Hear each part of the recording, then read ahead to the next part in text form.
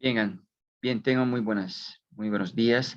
Vamos a avanzar hoy día el tema correspondiente a lo que es la teratología, ¿no? En relación a los efectos teratogénicos como también fetotóxicos. Esto muy relacionado, ¿no? A poder abordar un tema que nos orienta, ¿no? Que existen factores de riesgo para que se produzcan las malformaciones. Entre estos, ¿no? Los factores genéticos, ambientales. Vamos a ver, ¿no es cierto?, el consumo de los fármacos. Entonces, es un tema bastante importante que lo vamos a ir desarrollando en el transcurso de hoy, ¿no? Para esto, entonces vamos a empezar a dar unas definiciones generales que nos importan, ¿no es cierto?, en relación al capítulo. A ver, seguramente cuando hay un nacimiento, ¿no?, de un niño, de un, ¿no?, producto que tiene alguna malformación, ¿no?, surge lo que son las premisas relacionadas, ¿no?, a qué es lo que ha provocado esa malformación. Seguramente encontramos, ¿no?, que siempre vamos a pensar de que la paciente ha consumido algún fármaco o ha estado expuesto, ¿no?, a algún determinado fármaco, ¿no?, durante la gestación. Y aquí es importante recordar algunos aspectos generales. Primero, los defectos no congénitos son bastante frecuentes, ¿no? Considerando que se presentan en un 2 a un 3% de todos los recién nacidos vivos, ¿no? Y de todos los recién nacidos en realidad, ¿no? Que tienen alguna anomalía congénita que pueda ser detectado justamente al momento del nacimiento. Sin embargo, ¿no?, una vez que se ha cumplido los 5 años de vida, se agrega otro 3% más, ¿no?, de poder diagnosticar alguna otra malformación, ¿no? Y así encontramos entonces que pueda, ¿no?, encontrarse algún defecto congénito, alguna malformación menor que ahora la vamos a diagnosticar durante ese periodo, ¿no? Lo que hace que aumente el porcentaje. Y esto nos muestra que el proceso reproductivo lleva asociado diferentes, ¿no?, factores de riesgo y en este caso, pues, asociado a las malformaciones. Ahora, de estas malformaciones, algo que debe llamar la atención, ¿no? Un 70%, ¿no?, de estas malformaciones no tienen una causa, una etiología demostrada o evidente, ¿no? Y eso es un aspecto que tenemos que considerar. Y de los que se ha demostrado alguna causa, en los casos que se ha identificado una causa, ¿no?, lo más probable es que se deba a una causa genética, ya a una causa genética y no a la exposición de un fármaco o de alguna sustancia tóxica o algo ambiental, ¿no? Entonces, la principal causa, ¿no?, demostrada de la causa de la malformación es justamente una alteración cromosómica, una alteración genética. Y solo menos del 1% de los defectos congénitos se han producido por la exposición a un determinado fármaco, ¿no? Y eso lo tenemos que tomar en consideración. Entonces, hay diferentes estudios, como el que estamos viendo aquí, donde no, en el alto porcentaje no se conoce la causa, ¿ya? No se conoce la causa. Eso es tratado de Williams, donde nos muestra, ¿no?, que el 80% de los defectos congénitos no tenían causa conocida, una causa identificada. Pero ¿no?, de las causas reconocidas o identificadas, fíjense, la mayor parte corresponde a las anomalías genéticas o alteraciones cromosómicas, ¿no? Entonces, tanto lo genético como la alteración cromosómicas constituyen la principal causa de las malformaciones, ¿no? Luego encontramos que existen otras causas, por ejemplo, metabolitos, ¿no?, que se puedan producir o encontrarse en cantidades elevadas, como es el caso, ¿no?, de la glicemia, la hiperglicemia. El exceso de azúcar en la sangre tiene un efecto adverso para el desarrollo del feto, ¿no?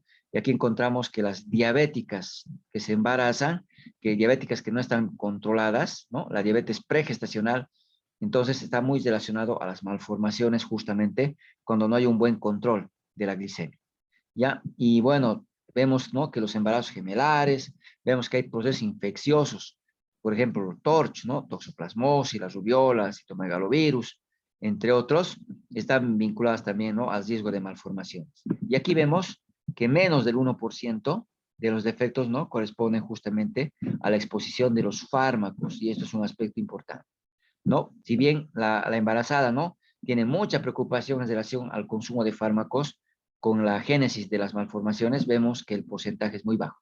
Pero aún así debe considerarse que hay riesgo, ¿no? Y eso es muy importante. Entonces, aquí tenemos, ¿no?, como la FDA nos va justamente, ¿no?, dando estadísticas en relación a que menos del 1% de las malformaciones fueron producidas por el consumo, ¿no?, de determinados fármacos. ¿ya? Eso es un aspecto importante que lo tenemos que considerar. Ahora, otro aspecto más que hay que resaltar es el hecho, ¿no? De que por lo menos el 70% de las embarazadas ha recibido, ¿no? No uno, sino 2 o 3 fármacos durante la gestación e incluso en el primer trimestre, lo que le está poniendo en riesgo, ¿no es cierto?, al desarrollo del feto, considerando que el primer trimestre es una etapa, ¿no?, de desarrollo, donde vamos a encontrar la organogénesis y por tanto el riesgo de que se pueda producir, ¿no?, alguna malformación o alteración en el desarrollo o de las diferentes estructuras, ¿no? Y bueno, entonces entramos aquí algunos conceptos importantes, porque cuando nos referimos a la teratología, ¿no? Es una ciencia, es una disciplina, ¿no? Es una ciencia encargada de qué? Del estudio de los defectos congénitos y de sus causas. Ahora, aquí también vamos a considerar, ¿no es cierto?, una denominación del término de teratógenos. Ya, los teratógenos provienen, ¿no?, de teratos, que significa monstruo, hace referencia a cualquier agente que va a actuar durante el desarrollo embrionario o fetal, provocando una alteración en la estructura, en la estructura. Entonces, cuando hablamos de teratógenos, sobre todo tenemos que orientarnos, ¿no es cierto?, al efecto o malformación vinculada a los defectos, ¿no?, de tipo estructural. En cambio, adégeno, ¿no?, hace referencia a un agente que interfiere en la maduración, ¿no?, o en la alteración en la función de un determinado órgano. En cambio, un trofógeno es un agente que altera el crecimiento.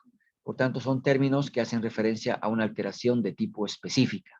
Estructural, cuando hablamos del teratógeno; adégeno, cuando hablamos de la función, ¿cierto?, o la maduración; y el trofógeno en el crecimiento. Sin embargo, en la práctica cotidiana, agrupamos, ¿no?, a los teratógenos que provocaran, ¿cierto?, tanto alteración estructural, funcional, de crecimiento, con esta denominación, ¿no? Sin embargo, el término sería más correcto de manera específica, hablando, ¿no?, de un teratógeno, de un adégeno y de un trofógeno.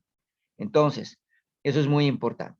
Ahora, vamos a considerar que existen, ¿no?, diversas causas que pueden estar asociados justamente a que se produzca alguna malformación, ¿no? Entonces, tenemos varios tipos de teratógenos. Y de entre estos hay que mencionar que existen fármacos que está demostrado, ¿no es cierto?, de que puedan asociarse a alguna malformación determinada. Sin embargo, la gran mayoría se desconoce porque no se tiene estudios, porque no se tiene investigaciones, ni en animales, ni en seres humanos, ¿no? Y esto lo vamos a ir tratando más adelante. Como también hay sustancias químicas que están incluidas, factores físicos de tipo ambiental, ¿no es cierto?, como el calor, la exposición a la radiación, metabolitos maternos, como es el caso, ¿no?, de la glicemia, en el caso de la diabética, como habíamos mencionado, ¿no es cierto? Entonces, están vinculados, ¿no?, los procesos infecciosos, como hemos dicho, ¿no?, la rubiola, por ejemplo, toxoplasmosis, demostrado, ¿no?, el efecto que pueda provocar en el desarrollo provocando malformaciones. Entonces, son aspectos importantes que lo tenemos que tomar en cuenta.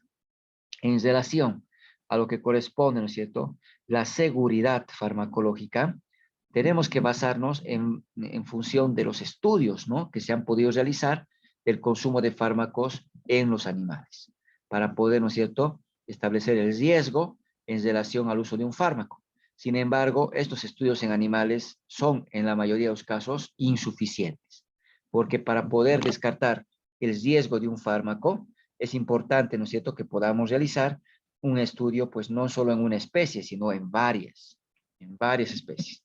Y además de eso, después se debe hacer, ¿no es cierto?, extrapolando a la población humana. Y esto hace que hoy en día tenemos cada vez menos estudios, ¿no?, en animales, se queda limitado, ¿no? Otro, tenemos que considerar, ¿no es cierto?, que existe menos posibilidad de investigar, ¿no?, de fármacos nuevos en los seres humanos.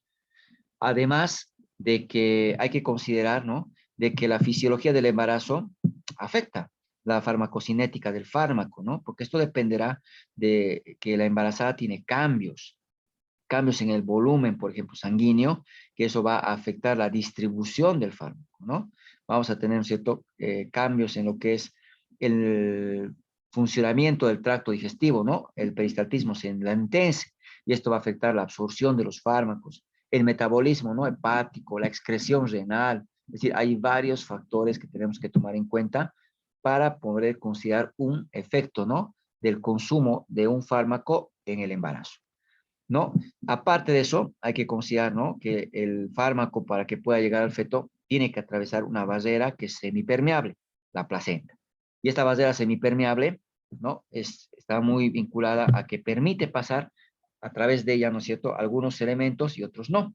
Y esto dependerá de qué? Del tamaño o peso molecular, dependerá de la concentración del fármaco, dependerá, ¿no?, su liposolubilidad, su estado de ionización, es decir, hay varios factores que van a determinar que un determinado fármaco puede atravesar la placenta o no, y que llegue en mayor o en menor proporción al feto, ¿no? Ahora, también hay que considerar que la exposición, ¿no? ¿En qué etapa se está produciendo? Etapa embrionaria, etapa ovular, etapa fetal, porque son etapas que tienen diferente grado de riesgo. Y es en este sentido que la etapa, ¿no es cierto?, del periodo de organogénesis, periodo embrionario, ¿no? Y el periodo ovular son los de mayor riesgo, ¿no? Y eso es muy importante a la hora de considerar la exposición a un determinado agente, ¿no? De tipo teratogénico. Y bueno, entonces, como podemos observar, existen diferentes factores asociados, ¿no?, de riesgo. Y ahí tenemos que investigar qué enfermedades maternas tiene, ¿no? Porque una paciente diabética que no está controlada, ¿no?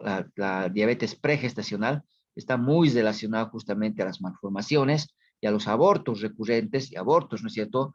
La repetición, como también existen, ¿no?, enfermedades autoinmunes que tenemos que vincularlas justamente con el riesgo, ¿no?, de tener malformaciones y tener pérdidas del embarazo. Infecciones, como hemos dicho, ¿no? El TORCH, ¿no? Que está muy vinculado a malformaciones, tanto a nivel del sistema nervioso como también, ¿no es cierto?, a nivel ocular, entre otras, que pueden provocar, ¿no es cierto?, el aborto también, producto de estas malformaciones. O la exposición a las radiaciones, ¿no? Probablemente aquí podamos crear un poco de polémica en relación a qué? Las radiografías, por ejemplo. Una radiografía tiene, ¿no es cierto?, un bajo riesgo de que se produzca una malformación con una sola exposición, ¿no? Con una sola exposición, considerando que el riesgo, ¿no?, de, o la radiación que tiene, ¿no?, una radiografía de tórax, por ejemplo, es del 0.01, ¿no? 0.01 RATs, cuando hacemos referencia a una radiografía. Y que sabemos que requiere, ¿no?, más o menos se requiere alrededor de los 10 RATs para poder considerar que tenga un efecto teratogénico, la radiografía, por ejemplo. Entonces, esto involucra que se requiera más de 100 radiografías para que tengan un efecto de tipo teratogénico. Pero, no se olviden que la radiación es acumulativa, ¿no? Entonces se va sumando, lo que hace que podamos realizar radiografías, claro que sí, pero siempre considerando de que debe hacer un uso racional, ¿no es cierto? No exponer innecesariamente al embarazo. Y si se va a hacer una placa radiográfica, debe protegerse, ¿no es cierto?, el abdomen de la paciente para que de esta manera no haya más riesgo del debido, ¿no? La exposición a sustancias como ser el plomo, el mercurio, muy vinculados, ¿no es cierto?, a las malformaciones. Esta tabla nos muestra, ¿no es cierto?, este gráfico, perdón, los diferentes periodos, ¿no? Periodo ovular, embrionario, fetal, pero aquí lo tenemos más claro, donde vamos a encontrar esos periodos que había mencionado en función de cuál puede corresponder a una etapa de mayor riesgo en relación a la exposición que pueda tener una paciente a un determinado fármaco o teratogénico, pues. El periodo ovular, desde la fecundación, ¿no es cierto?, hasta las 2 semanas. Recordemos que una vez que se produce la fecundación a nivel de la trompa, ¿no?, la unión del espermatozoide con el ovocito, forman lo que es el cigoto que empieza, ¿no?, a replicar, tener una división celular acelerada, formando cada vez, ¿no es cierto?, un número de células, donde primero va a pasar por una estructura que es la mórula, después el blastocisto que llega, ¿no es cierto?, a la cavidad uterina, más o menos a los 7 a 10 días, y se implanta, ¿no? Y es ahí donde empieza, ¿no?, a diferenciarse un grupo de células que forma el trofoblasto, que va a constituir lo que es la placenta, y un grupo de células que forma el embrioblasto, que forma el embrión. Entonces, este periodo ovular, como podemos observar, es una etapa de vital importancia y de alto riesgo, considerando que si hay una alteración en una de las células, por esa gran división celular que se está produciendo, va a afectar a un elevado número, ¿no?, de células que van a tener alteración y puede terminar con una malformación que sea incompatible con la vida, llevando a aborto, ¿no? Este periodo es el periodo del todo o nada.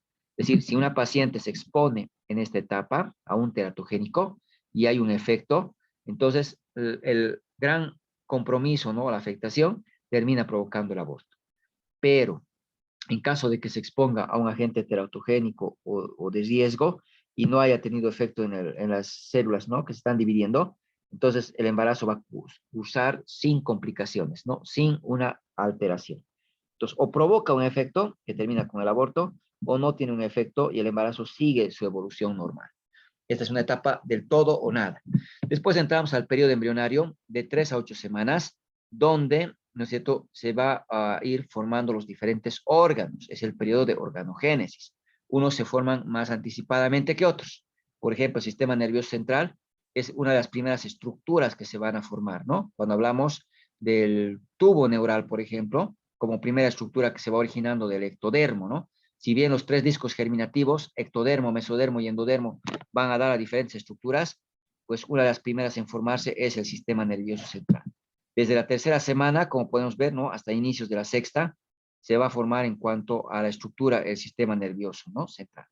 Luego entramos, ¿no? A ver que el corazón también es otra estructura que está relacionada, ¿no es cierto?, a la formación temprana de un órgano, ¿no?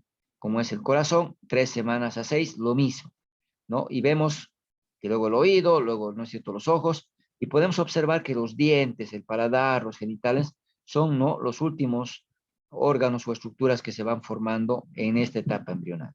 Ahora, si bien, ¿no es cierto?, el periodo embrionario expone a todos los órganos, porque es el periodo de organogénesis, mucho depende de las semanas, ¿no es cierto? Si hay un agente teratogénico que se ha expuesto a la embarazada en la semana 3, por ejemplo, es importante relacionar a una malformación. ¿Dónde? Sistema nervioso y corazón, ¿no? Y corazón. Entonces depende mucho. Si hay una exposición en la semana 5, prácticamente, ¿no? Tenemos varios órganos. Tenemos el sistema nervioso, el corazón, los oídos, el ojo, las extremidades, tanto superior, inferior, labio. Entonces hay que asociar que esta tabla nos ayuda a comprender un poco, ¿no? Y saber, de acuerdo a la exposición, qué órgano puede estar afectado. Después de su formación del determinado órgano, entra la etapa, ¿no es cierto?, de desarrollo o maduración, ¿no es cierto?, funcional. Por tanto, vemos, por ejemplo, que el sistema nervioso, ¿no?, entre las 3 y 6 semanas se forma, pero su maduración es durante todo el embarazo. Por tanto, el sistema nervioso está expuesto durante toda la gestación a que pueda producirse alguna alteración, pero ya no de tipo estructural, sino ahora de tipo funcional, ¿no es cierto?, de maduración o de desarrollo. Y bueno, así vamos a encontrar entonces que los diferentes, ¿no?, órganos tienen una etapa distinta en la cual se va produciendo, ¿no?, esta maduración y este desarrollo. Y en función de ese tiempo, ¿no?, por ejemplo, al final del embarazo, a las 38, por ejemplo, ¿no?, desde las 20 hasta las 38, vemos que el sistema nervioso, vemos que el oído, vemos que los dientes, encontramos que los genitales, ¿no es cierto?, están vulnerados o están afectados en este periodo. Por tanto, es fundamental recordar esta tablita que nos ayuda a comprender, ¿no?, qué es lo que puede estar produciéndose. Ahora, entonces, ¿qué es lo que hacemos? ¿Vamos a utilizar fármacos en una embarazada? Sí, tenemos que considerar que se puede utilizar. Esto depende de varios aspectos, ¿no es cierto? Y vamos a orientar sobre todo a que se debe evaluar el riesgo-beneficio. De una manera simple, de una manera clara, la administración de un fármaco, ¿no es cierto?, depende de la evaluación, riesgo-beneficio.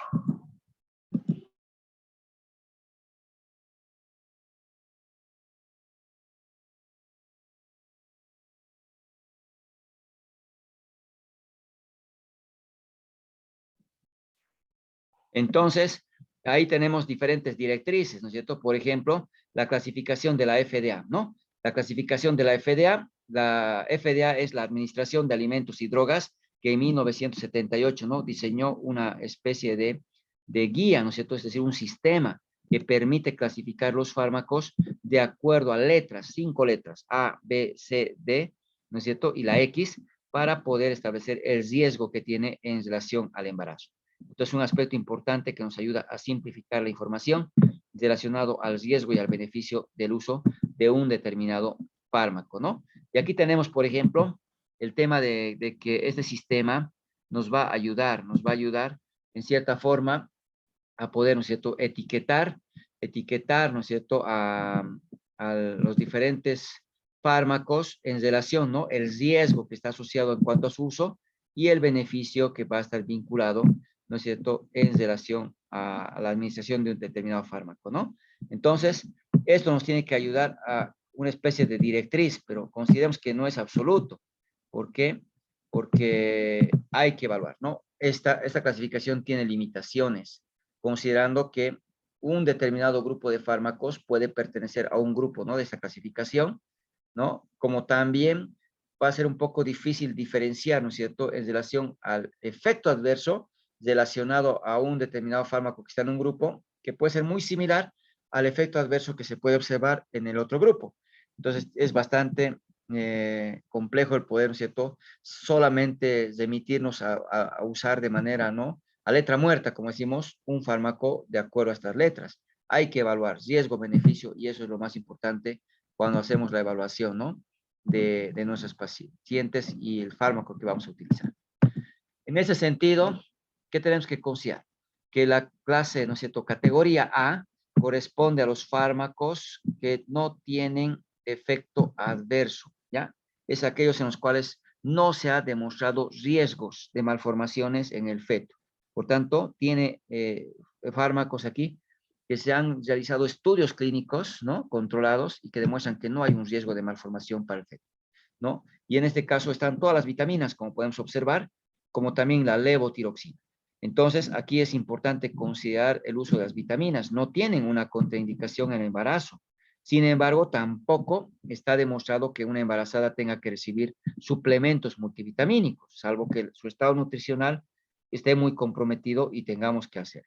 Si no, no justifica. Salvo el sulfato ferroso para la prevención de anemia o el ácido fólico que se administra para la prevención de defectos del cierre del tubo neural o malformaciones cardíacas, malformaciones bucofaciales que están relacionadas, no hay una administración de rutina de estos, ¿no?, de estos componentes, las vitaminas, ¿no? La piridoxina, la vitamina B6, la utilizamos como antiemético, por ejemplo, ¿no?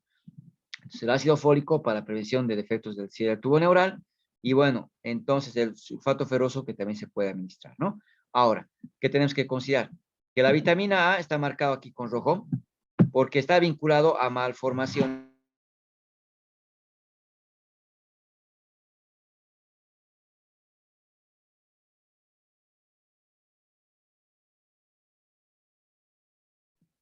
Está relacionado, ¿no?, a malformaciones que se puedan dar en altas dosis, justamente, ¿no es cierto?, de la administración de la vitamina A.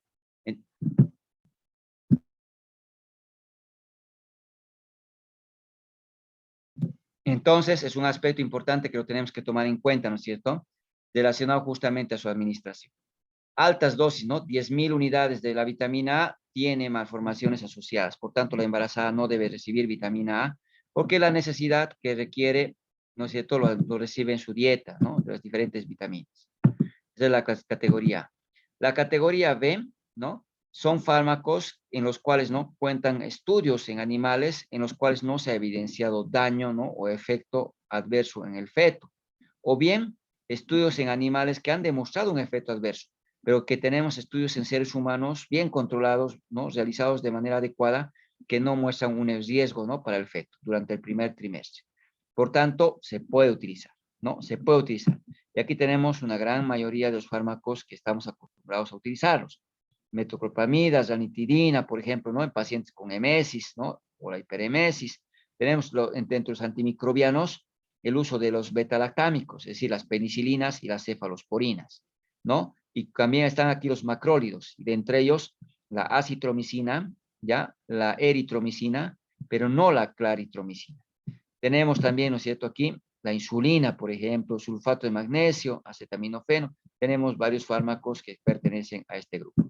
Dentro de la categoría C son los fármacos en los cuales no existe riesgo. Hay estudios en animales que han mostrado un efecto adverso, ¿no?, sobre los fetos, y no tenemos estudios adecuados en seres humanos que descarten o que demuestren que pueda provocar también en el ser humano. Entonces, como no hay estudios disponibles, ¿no?, en seres humanos, pues existe ese riesgo, ¿no? O bien fármacos en los cuales no tenemos estudios, ¿no? No tenemos estudios disponibles. ni en humanos, ni en animales, que me pueda demostrar que sí o que no provoque malformaciones. Aquí pertenecen el 80% de los fármacos, ¿ya? Entonces, es muy importante considerar que la mayoría está en la clase C. Y justamente el administrar dependerá del riesgo-beneficio. Por ejemplo, ¿no? Sabemos que todas las anticonvulsivantes provocan efecto adverso en el feto, todas, pero hay que escoger la que provoque menos. Aquí podemos encontrar, por ejemplo, la carbamazepina, ¿no? El que produce más efectos teratogénicos de los anticonvulsivantes es justamente el ácido valproico. Por tanto, el ácido valproico lo vamos a restringir, ¿no es cierto? No vamos a utilizar, considerando de que tienes riesgo, ¿no es cierto?, de provocar malformaciones. Y eso es un aspecto que no lo podemos olvidar, que dependiendo, ¿no es cierto?, el grupo podemos ir eligiendo. Aquí están, ¿no es cierto?, por ejemplo, los antituberculosos, la aspirina, ¿no? Fármacos que utilizamos, ¿no?, en el embarazo, ¿no? Los bloqueadores de canales de calcio, el nifedipino, el salbutamol, por ejemplo, ¿no? Está el mebendazol, que también, ¿no es cierto?, están contraindicados de usarlo de manera libre, pero sí los podemos utilizar riesgo-beneficio, ¿no? Las quinolonas, como la ciprofloxacina, por ejemplo. Y bueno, esa es la clase C, o categoría C. La categoría D, fíjense, aquí están, ¿no es cierto?, los corticoides. Los corticoides tienen un efecto adverso, ¿no?, en el desarrollo del sistema nervioso cuando lo utilizamos en una dosis que es mayor a la recomendada. Por tanto, vamos a utilizar porque todavía el beneficio es mayor que el riesgo. En la categoría D, son fármacos en los cuales hay evidencia de un riesgo para el feto, pero todavía, ¿no es cierto?, su beneficio puede superar al riesgo. Por tanto, si realmente es necesario utilizar este fármaco, lo podemos utilizar. Aquí están, por ejemplo, el uso de los antitiroideos, el diazepam, el ácido valproico que he mencionado, ¿no? La fenitoína, el fenobarbital, los anticonvulsivantes, ¿no? El fluconazol, por ejemplo. El fluconazol está contraindicado en el embarazo, claro, porque es categoría D. En altas dosis, ¿no?, 400 u 800 miligramos día, está demostrado que tiene un efecto adverso en el feto.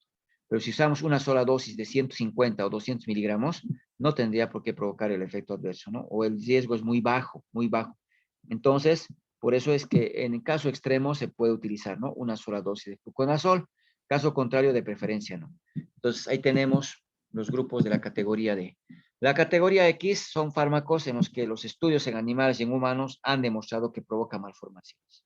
Por tanto, no está contraindicado. El riesgo de uso en la embarazada está claramente superando el beneficio. Por tanto, no vamos a utilizar estos fármacos. Y aquí va, ¿no?, el retinol en altas dosis, como he mencionado, misoprostol, ¿no es cierto?, la ergotamina, los antineoplásicos como el metotrexate, el cisplatino, ¿no es cierto?, la doxirubicina, es decir, antineoplásicos que no se deben administrar en la embarazada, ¿no? Y ahí seguramente estamos incluyendo la vacuna de la rubiola, no porque sea un fármaco, sino que la administración de la vacuna de la rubiola está contraindicada en el embarazo.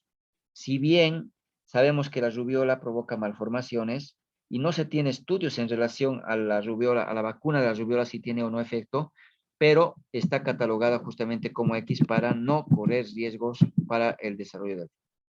En la lactancia, tenemos la clasificación de la categoría A, que son compatibles con la lactancia, la categoría B, que se debe utilizar con precaución, porque pueden, ¿no es cierto?, provocar efectos adversos en el lactante, la categoría C, que sí está contraindicada. Por tanto, esta categoría también me permite agrupar los fármacos en esta etapa de la lactancia. Recordando que la mayoría de los fármacos atraviesa y llega a la leche, pero en muy baja concentración. Por tanto, la mayoría no está prohibida en la lactancia.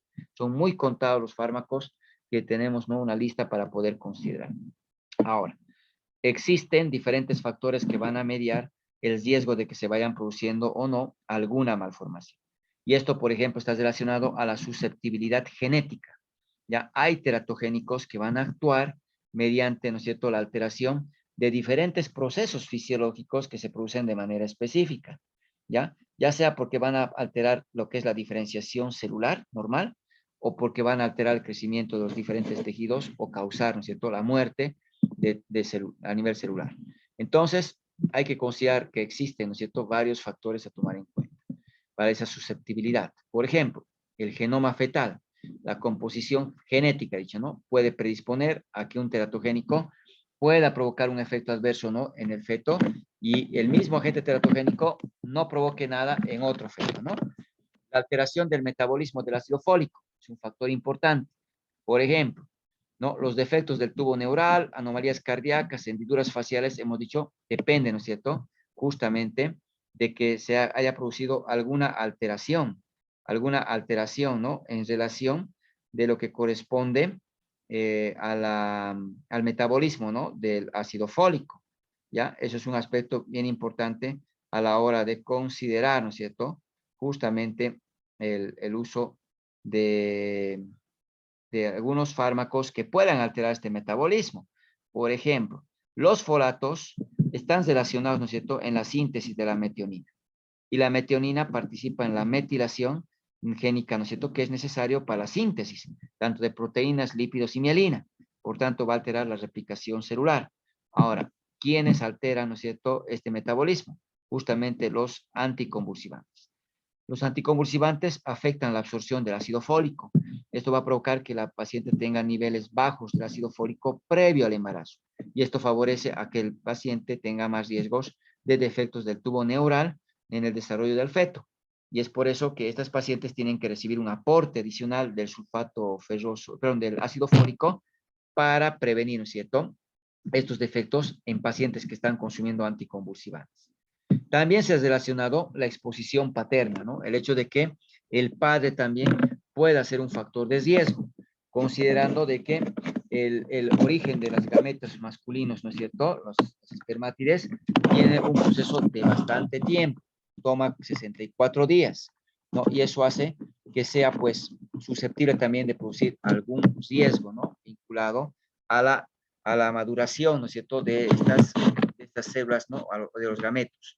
Entonces, este proceso de 64 días hace que tengamos que investigar, ¿no?, si el paciente está expuesto o no, los últimos 2 meses a fármacos que en este caso puedan provocar alguna alteración, ¿no?, en el proceso de la formación y maduración de los gametos masculinos. Por tanto, el varón también está relacionado al riesgo, ¿no?, en relación a las malformaciones.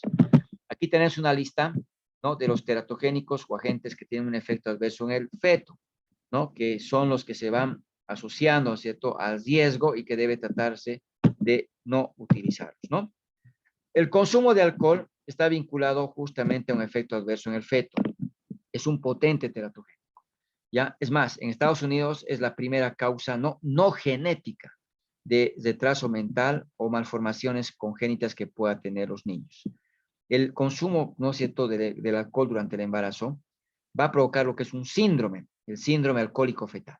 Este síndrome alcohólico fetal se caracteriza por rasgos dismórficos a nivel de la facies. Podemos encontrar el epicanto, un pliegue cutáneo, ¿no?, en el ángulo interno del ojo, que une el párpado superior al párpado inferior. Vamos a encontrar, ¿no es cierto?, un perfil facial plano en lo que es la región media, ¿no?, de la cara. Vamos a encontrar que se asocia, ¿no es cierto?, a una micrognatia, menor desarrollo del maxilar. Encontramos que el labio superior, ¿no es cierto?, es más delgado que el inferior. Vamos a encontrar, ¿no es cierto?, que el surco nasogeniano está más liso, ¿no es cierto? Es decir, hay varios aspectos que tenemos que ir considerando. Pero también están vinculados a alteración del crecimiento. Hay una restricción de crecimiento intrauterino. Son niños con bajo peso para la edad gestacional. Son niños que tienen alterado, ¿no es cierto?, el sistema nervioso, con deficiencia neurológica o intelectual. Asociado a todo lo que estamos describiendo, pueden también tener anomalías o malformaciones, ¿ya? A nivel renal, a nivel cardíaco, ¿no es cierto? Y es un aspecto que lo tenemos que considerar en relación al síndrome alcohólico fetal. Ahora, vamos a tocar algunos aspectos muy puntuales relacionados a algunos fármacos, ¿ya? Entonces, eso es un aspecto importante que lo tenemos que tomar en consideración. Por ejemplo, los anticonvulsivantes, ¿no? Los anticonvulsivantes. Es un elemento que tenemos que tomar en cuenta a la hora, ¿no es cierto?, de poder administrar en una embarazada. Todos tienen un efecto adverso, todos, pero la que tiene menos efecto adverso, hemos dicho, la carbamazepina, ¿no? Sin embargo, de una manera general, el riesgo de malformaciones es 2 a 3 veces que el resto, ¿no?, de la población que no está consumiendo estos fármacos. ¿Qué anomalías puede provocar? Anomalías cardíacas, defectos del tubo neural, anomalías, ¿no es cierto?, de la hendidura bucofacial. ¿Cuál es el que tiene mayor efecto? El ácido valproico. Este no podemos recomendarlo, ¿no es cierto?, en el embarazo. La carbamazepina sí, ¿no? Es muy importante tomar en consideración. Antihipertensivos. Entonces, los antihipertensivos de igual manera se van clasificando, ¿no? Como vemos, la mayoría en la clase C. Sin embargo, podemos considerar que en la embarazada podemos utilizar, ¿no es cierto?, la betalol, podemos utilizar, ¿no es cierto?, lo que es el nifedipino, y lo que podemos utilizar también es la hidralacina, que son fármacos, y alfametildopa, ¿no? Que son fármacos que se han utilizado en la embarazada y que no lleva asociado a mayor riesgo a la gestación. Ya aquí vemos, por ejemplo, un especial interés en los IECAS. No se debe utilizar los IECAS en las embarazadas, porque tiene muchos efectos adversos en la gestación, sobre todo, ¿no es cierto?, vinculados en lo que es, ¿no es cierto?, el tema del primer trimestre, ¿no? Los IECAS. Ya, ahora es importante considerar que en el puerperio, en la lactancia, prácticamente podemos utilizar cualquiera de estos antihipertensivos, ¿no? Porque el efecto es menos, o sea, hay menos riesgo, ¿no? Para que se produzca una alteración, porque las concentraciones en las que llegan a la leche son muy bajas. Entonces, los IECAS, mucho cuidado, no administrar en la embarazada, porque provocan hipotensión marcada en el feto, lo que lleva a una hipoperfusión renal, y esto lleva, ¿no?, a menor producción de orina, a una anuria incluso, y como hay un oligohidramnio severo, va a provocar que el pulmón del feto no se pueda desarrollar, considerando que los pulmones de los niños, de los fetos, están llenos de líquido durante el desarrollo intrauterino. Por tanto, si no hay líquido, el tórax no se expande, los pulmones no se desarrollan, y así el niño llegara muy próximo al término, esos pulmones no se han desarrollado y ni bien nazca muere por hipoplasia pulmonar. Está asociado también, ¿no es cierto?, a lo que es la restricción de crecimiento, el oligohidramios, bueno. Entonces tiene 3 veces más riesgo de provocar anomalías, ¿no?, en el sistema nervioso y a nivel cardíaco que la población en general. Aquí también tenemos el grupo de los analgésicos, ¿no?, y antipiréticos. El paracetamol, ¿no es cierto? Vamos a considerarlo entonces un fármaco que se lo puede utilizar, ¿no? Es categoría B en el embarazo. Sin embargo, altas dosis o un uso prolongado altera el funcionamiento renal del feto, ¿no? Los opioides provocan depresión respiratoria en el recién nacido, por tanto tratemos de no emplearlos. Las ergotaminas, ¿no?, como como manejo, ¿no?, para las migrañas, por ejemplo, el migradioxadol, por ejemplo, está aquí, ¿no? Tenemos el sumatriptán también, ¿no?, para poder manejar. Están pues contraindicados porque no tenemos información para su manejo, ¿no? En ese caso hay que utilizar, ¿no?, el paracetamol o un AINE, ¿no? Y bueno, entonces, dentro de los antiinflamatorios, utilizamos los AINES, los cuales tienen más evidencia, son la indometacina y el ibuprofeno, pero los AINES hay que tenerlos cuidado, hasta las 32 semanas lo podemos utilizar. Después provocan el cierre precoz del conducto arterioso, hipertensión pulmonar, hemorragia intraventricular, enterocolitis necrotizante, oligohidramnios, es decir, su efecto adverso es mucho mayor que el beneficio, ¿no? Entonces es un aspecto que no podemos olvidar. Ahora, la leflunomida es un inhibidor de la síntesis, ¿no?, de la pirimidina, perdón, donde está, ¿no es cierto?, contraindicado por los efectos adversos asociados a los animales, ¿no? Entonces va a provocar hidrocefalia, alteraciones esqueléticas, incluso la muerte, ¿no?, embrional. Por tanto, está contraindicado. Antimicrobianos, prácticamente en el embarazo, los beta-lactámicos, ¿no?, y los macrólidos. Beta-lactámicos como las penicilinas, los cefalosporinas, macrólidos como la citromicina, eritromicina, la claritromicina, riesgo-beneficio, es clase C. Entonces, el resto son clase B, los que he mencionado, ¿no? Los beta-lactámicos y los macrólidos. Sin embargo, podemos utilizar algunos fármacos con ciertas precauciones. Los aminoglucósidos, se utiliza bastante la gentamicina. Sin embargo, hay que recordar que es nefrotóxico y ototóxico, ¿no?, en relación a la dosis, y esto es un aspecto importante, ¿no? Tener mucho cuidado con el manejo de las dosis en las embarazadas. La nitrofurantoína, nitrofurano de acción bactericida y bacteriostática, que se utiliza mucho en infección urinaria, está vinculada, ¿no es cierto?, en el primer trimestre a un riesgo, aunque bajo, de que pueda provocar, ¿no?, un síndrome de hipoplasia cardíaca izquierda o alteraciones a nivel oftálmico, como también riesgo, ¿no?, de malformaciones a nivel del tabique interauricular. Sin embargo, actualmente, ¿no?, se lo recomienda bajo riesgo-beneficio emplearlo en el primer trimestre, y primera línea para el manejo de la ITU en el segundo trimestre. Precaución en el tercer trimestre por el riesgo de la ictericia neonatal, que es una complicación por un efecto secundario de la nitrofurantoína. Cloranfenicol no se utiliza ya mucho en nuestro medio, considerando, ¿no es cierto?, que provoca aplasia medular. En los casos que se han utilizado siempre se piensa, ¿no?, que es muy bajo el riesgo pero está relacionado a ello. Ahora, su uso en una embarazada está asociado al síndrome del lactante gris, donde el niño tiene una coloración gris ceniza, ¿no? En la piel, hay un colapso vascular, distensión abdominal, lo cual hace que sea muy restringido en cuanto a su uso, ¿no? El cotrimoxazol, que tiene sulfametoxazol trimetropin.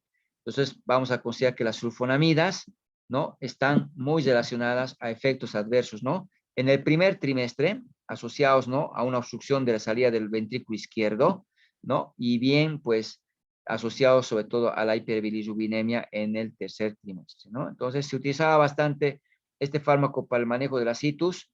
Hay que ver este aspecto, ¿no? En cuanto a su aplicación. Tetraciclinas.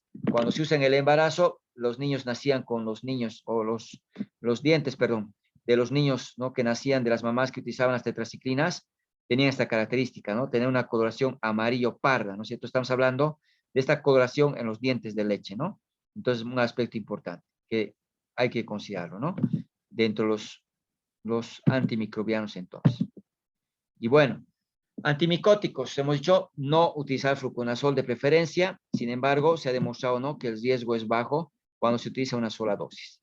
Cuando se usa una sola dosis, hay riesgo, ¿no? De la tetralogía de Fallot, pero hay menos riesgo, ¿no? De las malformaciones.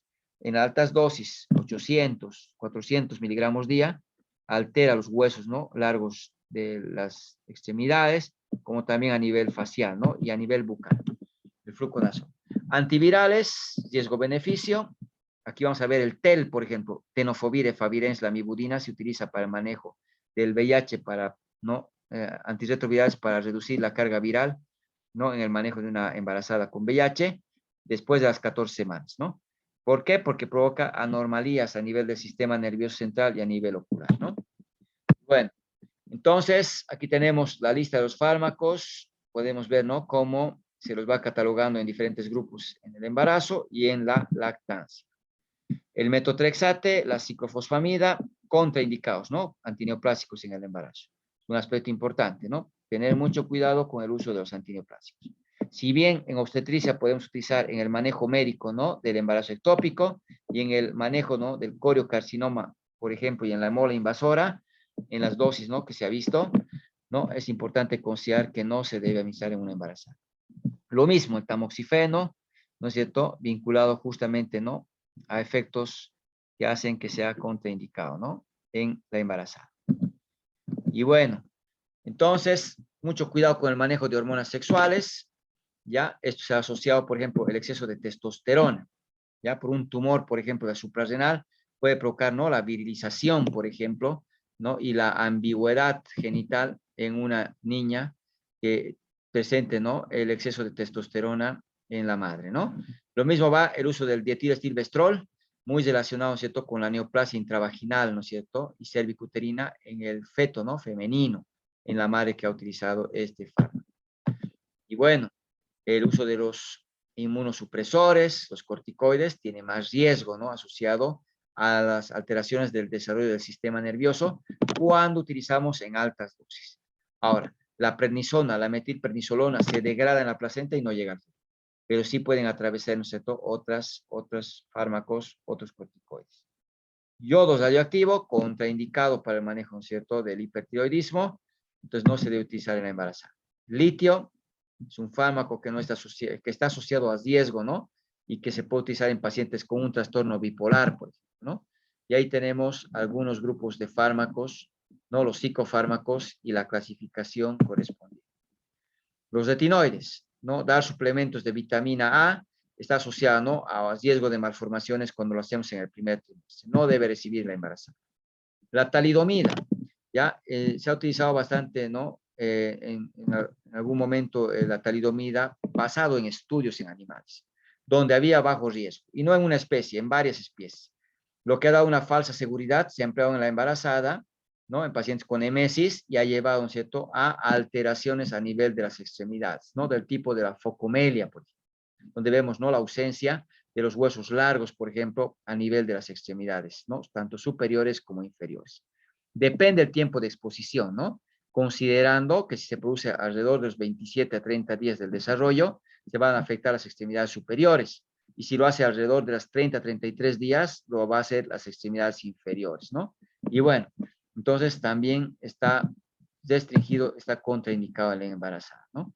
Como anticoagulantes, tenemos la heparina, ¿no? De bajo peso molecular que se puede usar en la embarazada, la warfarina no se debe utilizar, ¿ya? Porque va a afectar, ¿no es cierto?, a nivel de las vértebras, a nivel de las epífisis, ¿no? De los femorales, puede provocar hipoplasia nasal, ¿no? Entonces tiene sus efectos adversos, ¿no? La cocaína, los opioides, lo mismo, están asociados a malformaciones, por tanto no se recomienda su exposición. Ya para ir terminando, esto sí me importa que recuerden, considerando, ¿cierto?, que hay recomendaciones generales. Hay que evaluar siempre el uso de fármacos, ¿no es cierto?, cuando estamos frente a una gestación. ¿Ya? Considerar que toda embarazo, toda mujer en edad fértil es potencialmente un embarazo. Por tanto, no puedo prescribir sin tener una prueba de embarazo que me descarte, ¿no?, que está con una gestación. Hay que restringir el tema de la administración de fármacos en el primer trimestre. Tratemos de no dar antimicrobianos, de no dar fármacos en el primer trimestre, que es el periodo de mayor riesgo. Hay que utilizar los fármacos solo si es absolutamente necesario. Y basado en estudios, podemos basarnos en la clasificación de la FDA, por ejemplo, para podernos orientar, y siempre el riesgo-beneficio es el que va a primar, ¿cierto? Ahora, para utilizar nuevos fármacos hay que siempre considerar usar la menos dosis, ¿no es cierto?, pero la efectiva, durante menor duración posible el tratamiento, no utilizar el último fármaco que se ha salido al mercado, ¿cierto? Evitar dar varios fármacos de manera simultánea, la polimedicación, porque tenemos pocos estudios del fármaco en relación al efecto que pueda producir una embarazada. Peor, la interacción que pueda haber entre los fármacos y su relación hacia el efecto de la gestación. Hay que informar sobre los riesgos de automedicarse, la embarazada no tiene que automedicarse.